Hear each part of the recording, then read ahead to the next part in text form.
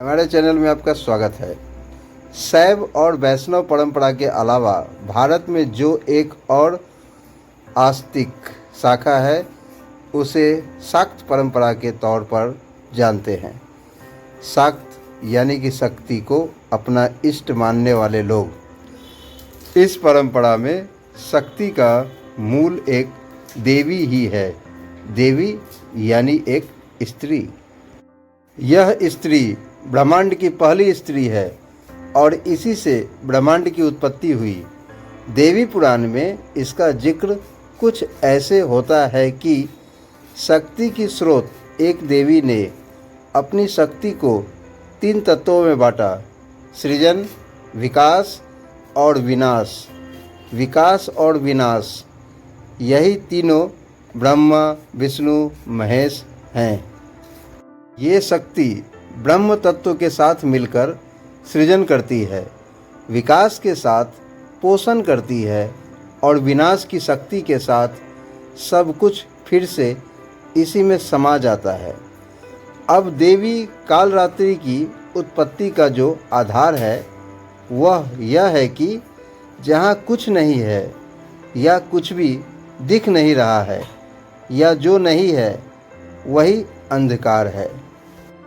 अंधकार का स्वरूप काला है और न होना ही कालरात्रि है।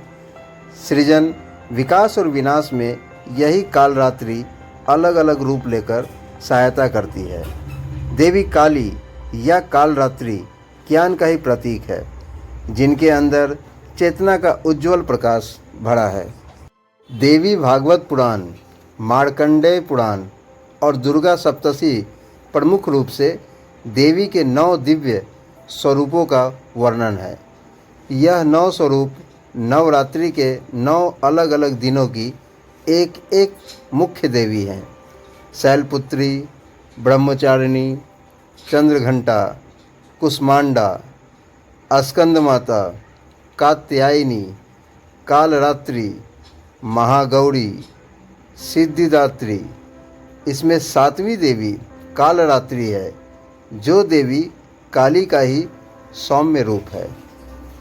भले ही उनके गले में मुंडमाला है, हाथ में रक्तिम, खड़ग और खपड़ है, लेकिन फिर भी उनका हृदय भक्तों के लिए द्रवित होता है।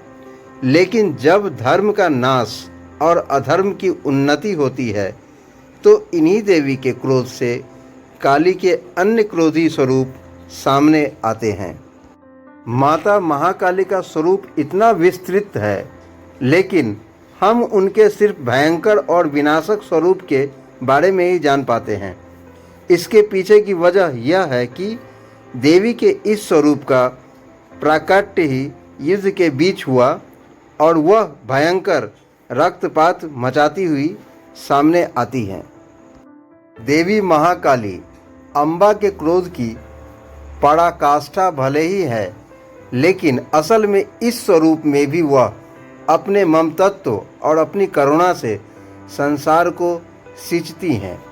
अपने भक्तों की रक्षा के लिए देवी ने कई बार प्रत्यक्ष तो उससे भी अनगिनत बार परोक्ष रूप से अवतार लिया है।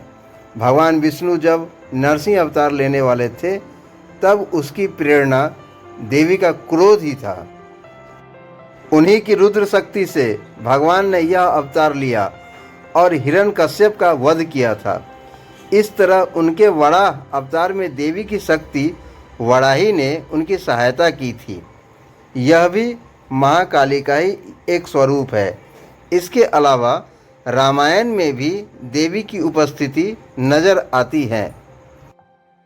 राम की शक्ति पूजा वाले प्रसंग में युद्ध से पहले देवी दुर्गा श्री राम के तप से प्रसन्न होकर प्रकट होती हैं और आश्वासन देती हैं कि रावण से युद्ध के दौरान उनकी सूक्ष्म शक्ति ही आसुरी शक्ति का विनाश करेगी। यदि यह कहानी आप लोगों को अच्छी लगी हो तो हमारे चैनल को लाइक और सब्सक्राइब जरूर करें।